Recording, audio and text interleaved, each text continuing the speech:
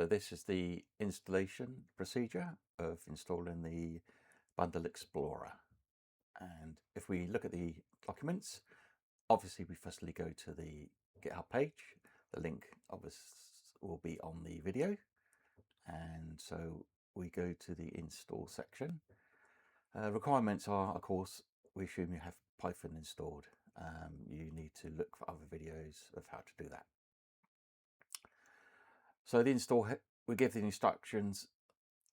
We'll open a command prompt. I use administrator mode, and I go to my D drive, which is pretty empty, and let's paste in the commands. So it will just remotely retrieve, or you can just download the package zip and unzip it where you like, whatever seems easier for yourself.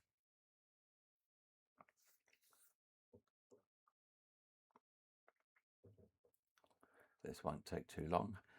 You can create a virtual environment if you really must. You don't need to do that. I typically don't do that option myself. But one thing is important after it's finished and completed is you do need the requirements. There's a requirements text file. Make sure you do an upgrade as well at the same time. If we bring that back.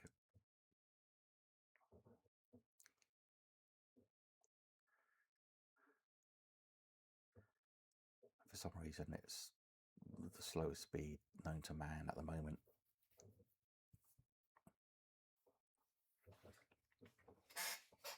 Okay, so it's all complete. So we go to the UBE folder and we have all the contents. So let's paste in our upgrade. We're already upgraded to the latest version, and then we can do the requirements.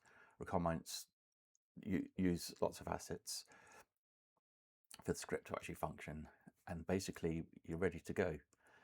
To start, you can supply the full path, but I just typically use the simple command line there, and that's it. Our bundle is all ready and installed.